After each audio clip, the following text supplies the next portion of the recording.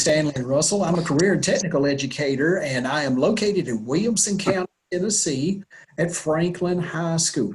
Now, if you'll notice on the intro screen, I have got my email address. So please write that information down. That way, if you've got questions after the session, maybe something you'd like to email me and ask me, please feel free to do so. One other thing before we start, if you happen to have one of these nearby, like myself, please put that ringer on mute or vibrate. I know for a lot of you, you probably got 1,000 things you would like to do, need to do, and I completely understand, but I would definitely appreciate to get as much of your undivided attention as possible.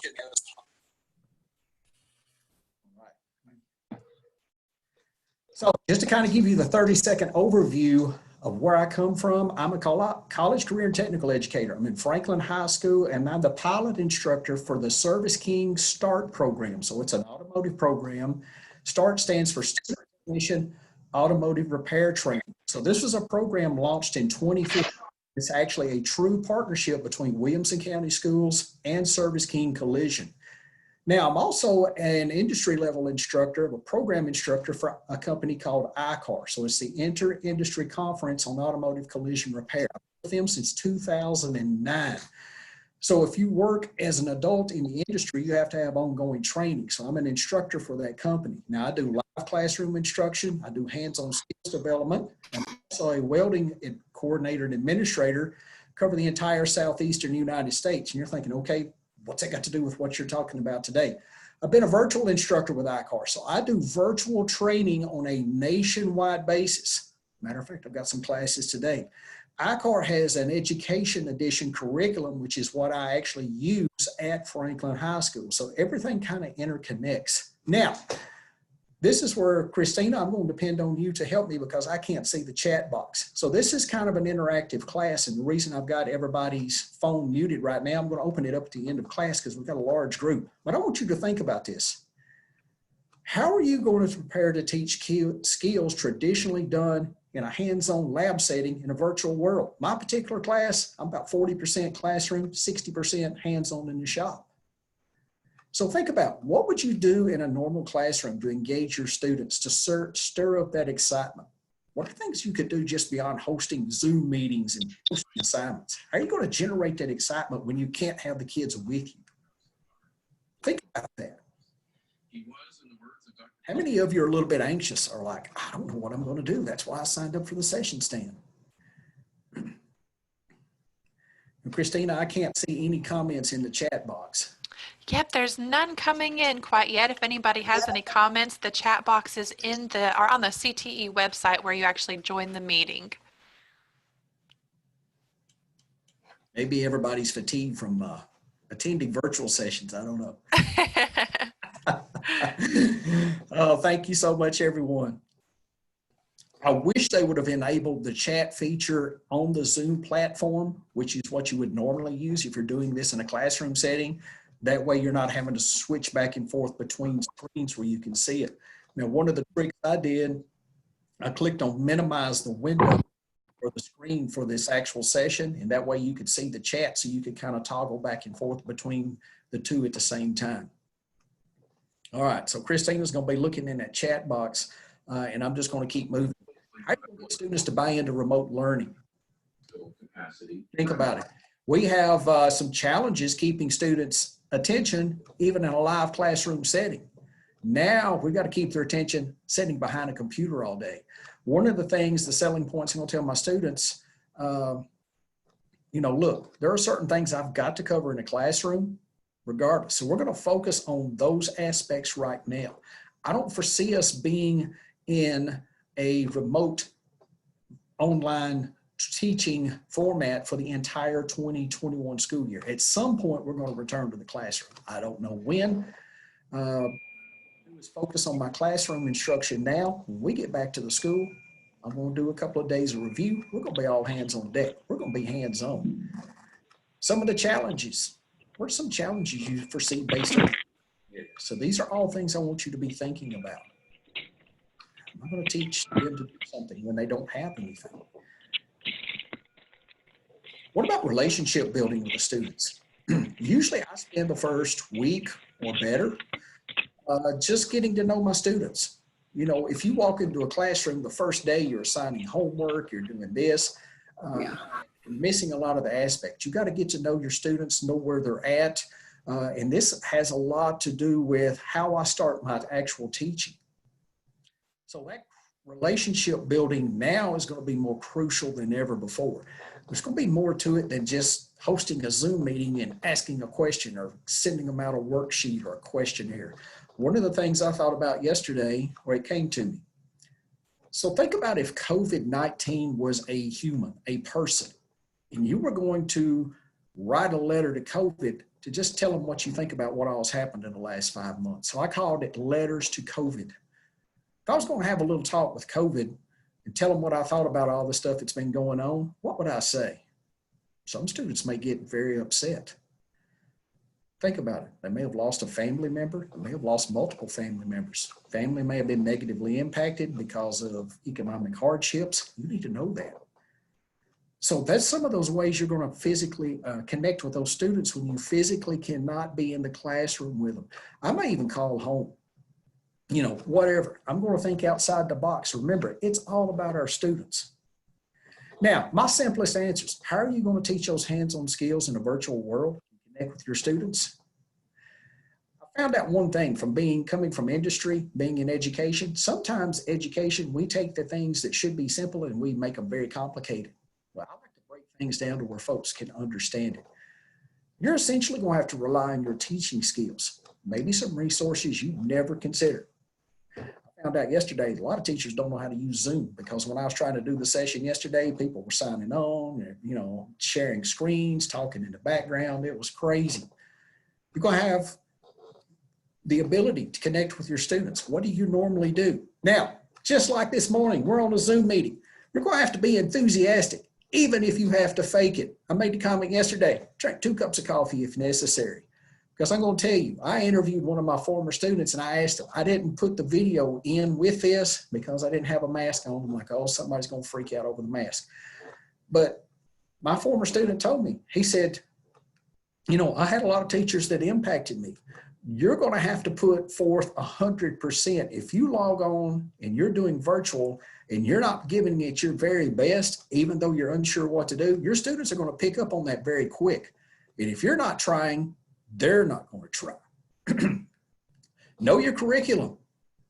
Know your scope and sequence. Break it down. You may have to slow it down. Hey, I've got an entire 9 weeks worth of instruction I missed last year. Guess what? I'm not missing that. I'm going to start where I left off with my students who moved up from 2nd level to 3rd level. Will I get everything covered this year? I don't know. I'm focusing on substance. I'm not trying to see how much standards I can cover in a certain period of time. What I teach, I want them to be able to grasp, because that's what it's all about. Focus on what you can do right now. What would you normally teach in a classroom setting?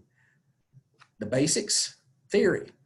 Before I can teach my students how to weld under normal circumstances, they got to learn safety. I don't want them setting themselves on fire. They got to know about welding theory, how to turn the welder on. You know, I thought about, I'll even create a YouTube channel, make my own how-to videos. Now I'm going to need access to my school building and my equipment to do that. But if I can't do that, I'll figure out a way to make it happen. Some of the fundamentals. What technology do you have access to? What's allowed by your district? Are your students going to have equal access to everything you have? Whoops, sorry about that. This thing just did a jump on me. Now, all your students are going to have access to everything you have at your disposal. I used a prime example yesterday. Maybe you're a teacher, you love to have worksheets you upload, they're going to have to print them off. That's great. Your students, ink is not cheap. Printer paper, so be aware of that. Try to go paperless if you can. Also be aware of limitations and legal issues on platforms you may consider using. Facebook, Instagram, Twitter, these may not be allowable based on your district guidelines. And I saw a lot of, it was even on the news. Teacher so-and-so posted an assignment on Facebook and had a group meet. That's great. But guess what? You've got privacy issues, legal issues. This stuff can go viral. So you got to be aware of that. Has your district provided any guidance and training on what you're doing? I'm going to tell you, there's a lot of people that are going to tell you how to teach virtually that don't know how to teach virtually. All I can do is give you what we think are best practices. Now, a couple of virtual tips. The best way for your students to get to know you is to be able to see you and interact with you, even in a remote setting. So a couple of things. Look and dress professionally. In other words, don't look like you just rolled out of bed, got your bathrobe on, or you're not, you're wearing a Hawaiian shirt. Set up in a well-lit area. Avoid those dark shadows on your face. Don't look like you're teaching from a cave. Center yourself in front of the camera. Look directly into it. Some of your kids will be like, hey, can you see me? Yeah, I see you. Sit up. Think about it. Just act like you would in a classroom. Be aware. You may have some really cool posters on the wall from a concert you attended back 20 years ago, or maybe you like to hunt and you've got your list prized possession. You like to fish. It could be anything hanging on the wall. It could be distracting. Some students may find it offensive. So be aware of that. Be aware of distractions like clicking a pen, looking around the room, looking away from the camera. A lot of those things can be very distracting. Think about some of your students with ADHD. It's hard to keep their attention if you sit down at the desk next to them and teach the class, which I've done before. Be aware of your speech and tone. Remember, be enthusiastic, be upbeat, be excited. Record your video sessions if you possibly can. One good reason, students can go back and watch it if they miss something. Set the rules of engagements for your students when video conferencing. Hey, you can't be laying in your bed with a pillow over your face. No, turn the TV off. You can't be playing video games with your back turned to me while we're teaching. Be creative and resourceful. Ask your students for feedback. I always did student surveys. Hey, if there's something you could change about this class, what would you do different? A lot of students say, man, I love it. It's great. Be open to change. Don't do the same thing every day. Don't be a loner. If you're uncomfortable or unsure what to do, reach out for help, even if it's somebody outside your district. That's the whole purpose of the networking session today. We have a lot of teachers with some really great ideas. Create a student-centered virtual learning environment. Encourage your students to maybe one of your students to host a virtual environment, and they can network together. We're not on stay-at-home mandatory lockdown orders, so students are going to get out. A lot of my students have cars. They can get out and drive, get them to meet together. You don't have to be there. Connect students with local businesses and business leaders that may be willing to help. Nissan, we got a virtual tour. I saw that. Maybe an online guest speaker. Now, a couple of questions to think about. How are we going to monitor attendance? A lot of that's going to be based on your district guidelines. I know on ours, we're going to have a regular school day, even if I'm sitting at home behind my computer. That means I've got to clock in the morning. My first class starts at 7:40. Now, am I going to be giving tardies if people are late? Probably not. You're going to have to be flexible. The biggest thing is you've got to make sure your students are online, at least for your class. Can I really prepare a 45-minute online lesson? No, probably not. I found even teaching in a live environment, I had about a 10 or 15 minute window. So I tweaked my lessons for classroom instruction to 10 to 15 minutes. I figured out what was the main point I wanted to drive home for the day. That's what I did. Let's go to the shop and let's go to work. And everybody was doing 15,000 things at once. So it was pretty cool. Nobody was doing the same thing. What about those IEPs, 504s, ELL accommodations? There are some technology platforms out there. I know Google has Translator. It's possible that you could record your video. Now, I don't know how it's going to interact with the platform, but your student could actually watch you teach and it would translate to their language. That would be great. What's to say we can't host a Zoom meeting for a test on Friday? I did a lot of group testing. And I'm going to tell you, it was amazing to see some of my students who would struggle in a traditional classroom come to life. It was wonderful. And I didn't do it for one or two people. I did it as an entire class. And a lot of times I found out that my students who would struggle in traditional classes actually knew more than some of my advanced students. It was absolutely amazing. It also builds confidence. What are some other challenges you're going to anticipate? Get them to buy in. You know, how am I going to teach this standard? Remember what I said, focus on what the basics, the stuff you know you can teach online. It shouldn't be a problem. Focus on that first. What about opportunities for growth for you and your students? Think about how the world around us has changed. Technology has taken a leap forward. The automotive industry is a prime example. Hopefully nobody's been in an automotive accident in the last 2 months, but if you have, you notice the claims process, it's all virtual, no interaction. Now, Mr. Russell, we had a quick question here. yes, and I'm saving that last screen, so Yeah. don't ask for it over here. All right, fire away. All Thank you. right. Tiffany asked, how did you do a Zoom test? So a lot of my tests are online, or I could post a actual paper test in Google Classroom, read the questions aloud, and get people to post in the chat box your answer. So we're group testing. Everybody can see it. And I'm going to tell you, I found that is probably one of the most beneficial things I have seen with my IEP 504 students. It actually helps some of the advanced students also. Another thing that I would do, especially if it's an online test, because my first year curriculum is pretty much the courses are designed where you log in, it's self-study. I would teach it in a classroom, break it down into 15-minute sessions, let the students do the online test. One of the things I told them, I said, hey, if you take the test and you bomb it, take the test again. Now, I get an email notification when they take those tests. And I say, try it on your own. Some students are like, oh, Mr. Russell, I don't know if I can do it. Hey, just give me your best shot. A lot of times they think, oh, wow, I did better than I thought I did. And say, man, I got a 70, I want an 80. Take the test again. So you got to be flexible. I tell them, in life, think about it. If you mess up or you fail, is it the end? Is it over? Are you done? Absolutely not. You dust yourself off, you get up and try again. One of the things I found, now you've got to give them a certain window when you've got another week to retake the test. Retake it as many times you want. Give me proof that your grade's going up. Those students are going to be motivated because they know, hey, if I mess up, I get to try again. Think of those things. Like I say, the online test, I could do a Zoom meeting or say, hey, here's the test. Tell you what, Johnny, I want you to set up Google Meet tomorrow. I want you to meet with 3 or 4 students in the class. Here's the test. Y'all work on it. I want you to post your answers in Google Classroom. I want a response from each one of you. Make sure you come to agreement, and I'll grade it based on that. So you've got to really think outside the box of what you would normally do. Any more questions? That was it for now.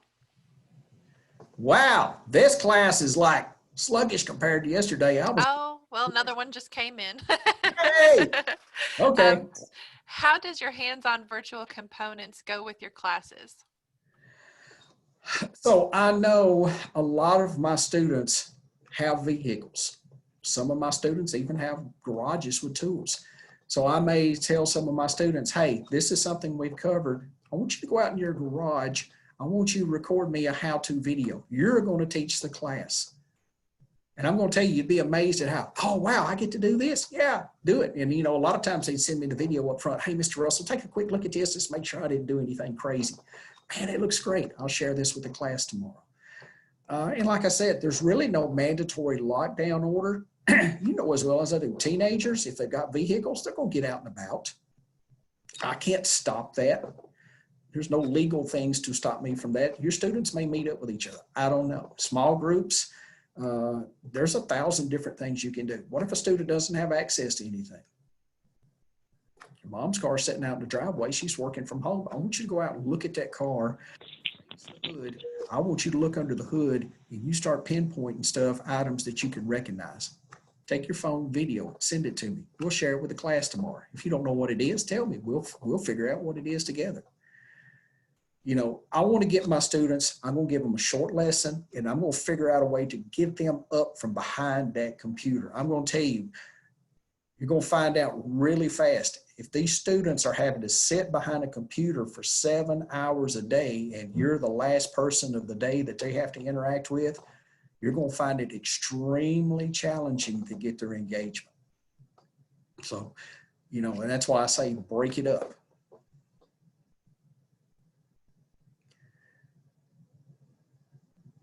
Any other questions, anybody? I may have a challenge, somebody, hey, do this week.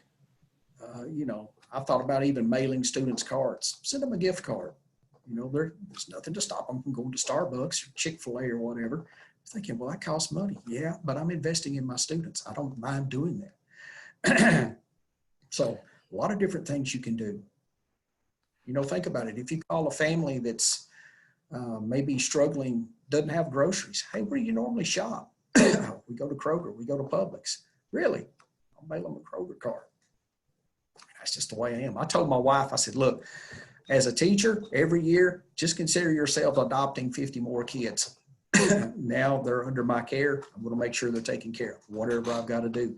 That could also where you reach out for partners. If you build that relationship with those students and you find out that you've got a family that's struggling, you could contact a local business and say, hey, I've got one of my students, found out families in a little bit of a financial hardship. They're struggling for groceries. Is there something we can do to help these folks out? In other words, you might need to get administrator approval. I know you've got groups in your school, but think about it. As a teacher, if you take the initiative to do something like that, how much more of an impact is it going to make on that student and that family? Don't be afraid to get personal. I want to make sure, yes, Williamson County, it's one of the top 10 wealthiest counties in the country. But believe it or not, there are families that are in dire financial straits in that county. And, if those students are under my care, I'm going to do whatever I can to make sure they're taken care of as long as they're part of my group. That's just the way I feel about it. Anybody else got any questions about anything?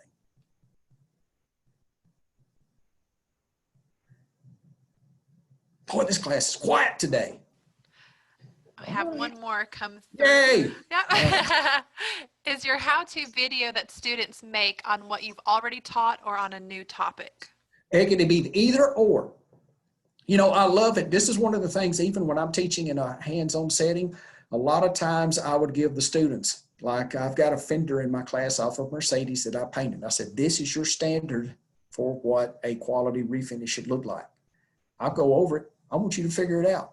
Or maybe, hey, this is just a solid white panel. How would you go about doing this? So yeah, a lot of times I like to explore because it's interesting how your students will go about problem solving. And, I've got a rubric on how I grade my students, and a lot of it is not necessarily in product. It's how they arrive. It's the process of analyzing and problem solving. What kind of resources do you give? It's fun and entertaining to watch students figure stuff out sometimes. Yeah, I do act as a coach because I'm like, don't take that bolt out because if you do, you're going to get hurt. There's a lot of pressure on that. So, it's fun. Think of something innovative, Go outside on the street. You don't think you could do something as simple? Hey, 15-minute lessons. When you go outside, I want you to watch your cars go by. I want you to take a picture of them. Tell me what kind of car it is. Anything you notice about it. I mean, just whatever you can do to get them engaged. Any other questions? That was it for now. Thank you. Well, you're a quiet bunch this morning. No, I did not drink coffee. I'm naturally this hype pretty much all the time. All right, so we got 6 minutes to go. I know some of you have other classes. If you attended the ASC session, I know we got a late start. So here's your session code for Tuesday, DDNKN. The key word is kindness. I can't stress that enough. Be kind to your students. Be kind to your coworkers. Be kind when things are falling apart. Yes, we're going to have some challenges this year. I'm no different than nobody else, but guess what? Because I'm excited to see my students. I hope I get to see them in person, but if I don't, I'm going to make the best of whatever I can do because this is a learning experience for everyone. And I tell teachers, and this is something I told everybody else, everybody's nervous. They're hesitant. I can't use this Zoom platform. This stuff is crazy. I don't know if I can do this. Guess what? Your students feel the exact same way the first day they come into your class. I don't know if I can handle this. Am I going to pass this class? You feel just like your kids do. So think about that. Empathy. Your students are going to be learning this along with you. But if you are excited and you show it and you reach out, you think outside the box to make those connections, I promise you, you may find this to be one of the most rewarding challenges you've ever had in your life. All right, open the mics up. Anybody want to talk? Everybody's been quiet. I'm sorry I muted you out. I realized early on I should have made this a content session instead of a networking session. Anybody got anything you'd like to say? Yeah, I just wanted to add something really quick. Yes. I know a lot of people, we have a lot of different ages, teachers and experienced teachers in this session, and just wanted to give you guys some encouragement that a lot of times we feel like we have to know how to use technology before we let our kids use it. And with the students that we have, that's not always the case. They are extremely resourceful. And so if you are super scared about using Zoom or Padlet or any of the other online platform, one of the things that you can do as a PBL, if you want to, is let your kids create a how-to video to show you how to use it. You'll be super surprised sometimes what they're able to show you how to do. And so that also helps to build relationships between you and them, because you're trusting them to show you something. So if you're super scared about Zoom, don't be. It's really easy. And but other things, like there are a lot of platforms out there I'm not familiar with, but the kids are. So just consider that to try to ease some of the fear and anxiety that I think we all have, not knowing whether we're going to be online or in person. Awesome. Thank you so much. That was great. Absolutely great. Yes. And that's where, going back to creating that student-led virtual training, maybe let some of your students, even in a live classroom setting, I've had days before say, hey, I want you to teach the class today. Look at this and go over it. And I sit back, they're the teacher. And a lot of kids that come to me afterwards like, Mr. Russell, how do you do this? Nobody would shut up. Exactly. Guess what? It changes the atmosphere of the classroom, because then they realize what I have to deal with. Think outside the box. Reach those kids. Remember, why do we do what we do? We're here for our students. That's what we're here for. It's not about me. It's not about my scared. I'm here for the students, because I promise you, we got probably just as many students that are scared with the school year coming up as we are. And we're going to need to be very strong. Show that. Thank you so much for sharing that. Anybody else got something? Come on, I know everybody's halfway awake. Yes, I know we've got PD for the rest of the day. We're all got to sit behind computers. Probably half of you have already left because I put up the session codes 5 minutes early. Mr. Russell, you didn't do bell-to-bell instruction. What I did do counted. That's what matters to me. All right, Christina, anybody else out there, or is everybody done falling asleep on me? Looks like Anita just unmuted. Anita, did you have something to say? No, I just wanted to tell Russell I'm your new marketing teacher, and I'm going to be picking your ear. Anita, I'm going to tell you, hey, that what you told us about ditch the textbook, that would be something perfect to share with everybody online, because I actually went in and registered that. I hadn't looked at it yet, but really? Yeah, it's a great session to sit down and really wrap your mind around what you're doing. So do you have that website? Ooh, boy, I do. Just hold on one second. And I'll send it in the chat box. Yes, I will load that into the chat box. I think what I'm going to do is go back to where I sent it out to the group and then just copy it from there and load it in. Awesome. Thank you so much. I appreciate you joining the session today. I didn't realize it was you until I heard your voice and I went, I know that person. Hey, just remember, I'm in exile. I'm not in the main building. I'm behind. So you actually have to exit the main building if we're at school and come see me. You have to make it. I will definitely come out and chat with you. To. You know, if there's any new teachers out here, maybe this is your first year teaching in a district, you're going to find out real quick. Nobody's going to tell you what to do, but they'll be glad to tell you what not to do. So remember, focus on the students. You'll find your rhythm. You'll find your way. I promise you, the first year I taught, I was thinking, why would anybody want to do this for a living? You got to be absolutely out of your mind. Hey, I love it. I have never dreaded going to work since I've been a teacher. The program has been a huge success. That's why I've been at Franklin High School since 2015. It's all about reaching those students. So let's pull out the stops. If you're scared, don't show it. Students are going to be scared too. It might be okay to let them know you're scared, but just be confident. Remember, do what we do. All right, Christina, anybody else out? Left? We're at 10 o'clock. Wow, we actually finished on time.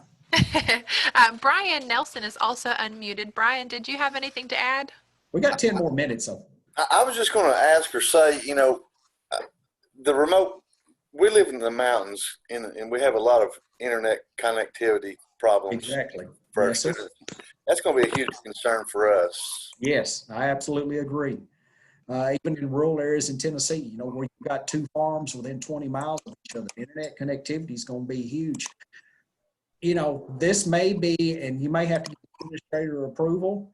It may be one of those situations where you may have to pull out some stops and get creative on how you're going to reach those students. I don't know. You know, is house calls off limits, or maybe meeting them at a grocery restaurant? I don't know what you can do. Yeah.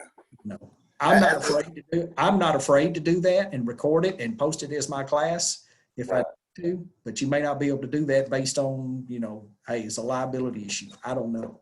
As of right now, our district is they're trying to open as scheduled, but the first couple of weeks is going to be focusing on digital content. So Right. I'm anticipating that if we do open, it's not going to last very long. Yeah. Well, see, for us, we got, you know, opening framework. And so right now we're on level 2, which is going to be primarily remote learning, but they may allow small groups at the school based on need. And I've done told them, I said, look, I'm a hands-on class. I've got to have some hands-on. So if there's an option, you know, my 2nd and 3rd level class, they need to be in school if at all possible. Now, I'm very fortunate. My classes are capped at 15, and that was probably one of the things I negotiated when I agreed to do this program. I need small classes so I can focus on that one-on-one instruction. I know with regular CTE, you're usually capped at 25. That's going to be a little more difficult to social distance 25 kids in a shop setting. Oh, yeah. But if you can get half of them here today, half of them here tomorrow, or even 3 or 4 at a time, I mean, if you can reach, the biggest thing is what you teach, if you can get it there. I'm not worried about trying to cover 42,000 standards this year. I'm trying to cover a group of standards that these kids get, and then I'll have them next year. I'll work on the next group after that. Yeah, I agree. Hey, thank you for your enthusiasm and appreciate this class. Appreciate it. You're welcome, sir. You've got my email address. You're welcome to reach out to me at any time. I travel all over the state when I'm doing welding certifications. I'm going to tell you, I've met some wonderful people across the southeastern United States. So I'm here to do whatever I can. Good deal. Well, I'll be yelling at you. Thank you. Mr. Russell, Yes, ma'am. this is Christy Morgan, and I'm a teacher in Hamilton County. Yes, ma'am.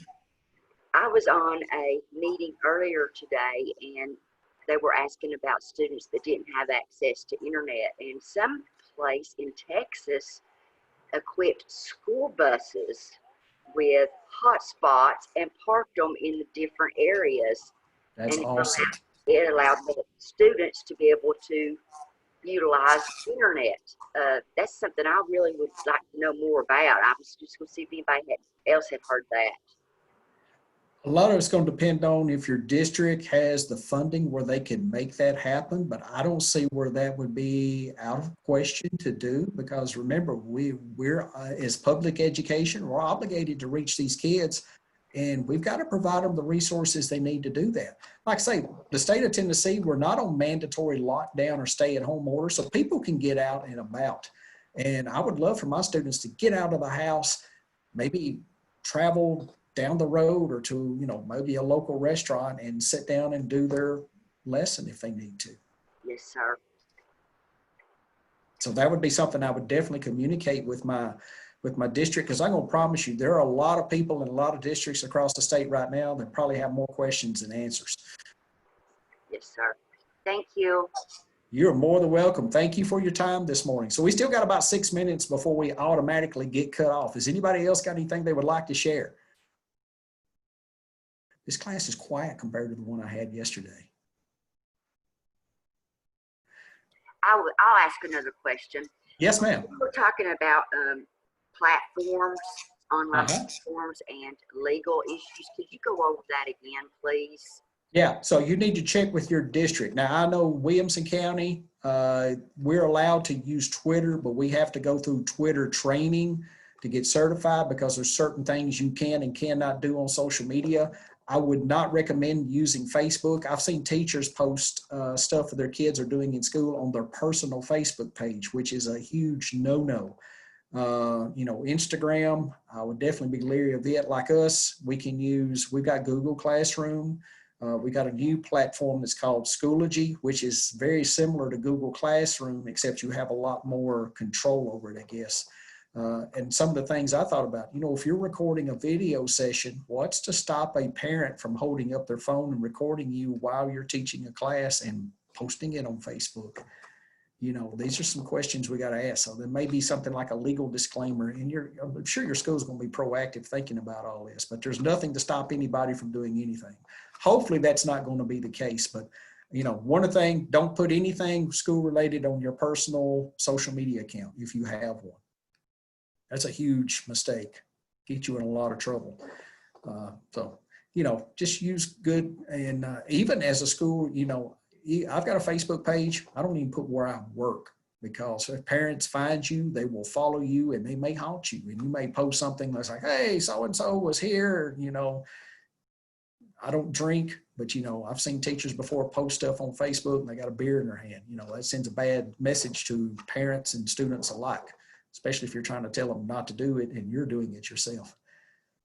So you got to remember your job, you're representing what you do 24/7, whether you realize it or not.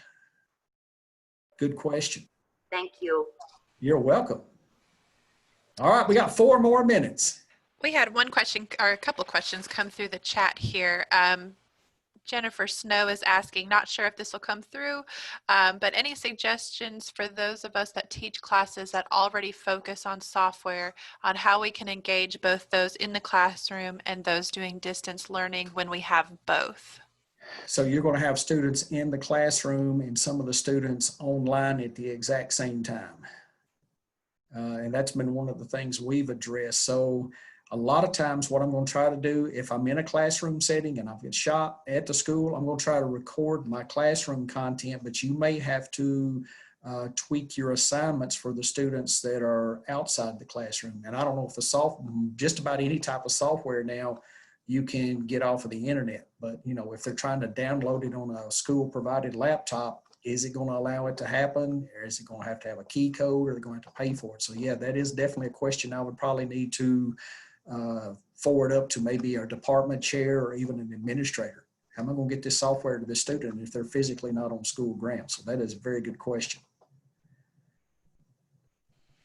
Thank you. Do we have another question? Looks like that was it. There was a comment about possibly being able to send USB thumb drives with the videos on it. So students for those students that did not have internet access. Probably could, yes. Deliver it, mail it. I'm sure there's going to be courier services, because a lot of school districts, they're going to have to service students that may be, handicapped students, special needs students. There's going to have to be a way to interact with those. So I'm sure a lot of districts are going to have people that may be designated to go visit a lot of these students. So, try to figure out a way to get that information. Yeah, if you have to send it or print the paper off and send it to the student themselves, but that's where that flexibility is going to come into play. If you can, drive by their house and stick it in their mailbox, or just put it in a place where they can get it. I don't know. Personally, I'm going to do whatever it takes, because that's just the kind of person I am. In the industry, I got things done. So very good question. Thank you so much, everyone. So we got 1 minute left. Anybody else online? Has everybody signed off? I see we still. Yeah, we still have 35. All right. I want to thank each and every one of you in advance for what you do every day to make our students' lives better. My philosophy as a teacher, I've got 50 kids. If I can have a positive impact on one, I consider it a job well done, because that's what it's all about. I do this because I enjoy doing it. And when I quit enjoying doing it, I'm not going to do it anymore. That's just the way I want to be. I don't want to be that teacher that's burnt out, tired, worn out, and it shows when I interact with my students every day. So thank you so much, everyone. Remember, keep a positive attitude. Hey, this is a new learning experience for everyone. So now we know how our students feel when they're going to come into our class for the first day. Build that empathy, build that relationship, focus on what you can do right now, and be resourceful. You may find some stuff that you're like, wow, this actually ended up being better than I thought it would be. All right, we're at 10:10. It's time to turn us off. Christina, thank you so much for your help today. Absolutely. Thank you. All right. And this will be recorded, if I'm not mistaken, where you can go back and view it later for everybody. So I may post that in the chat box. If you want to watch yesterday's, it was very entertaining. A lot more chaotic than today's. Great day, everyone. Thank you so much.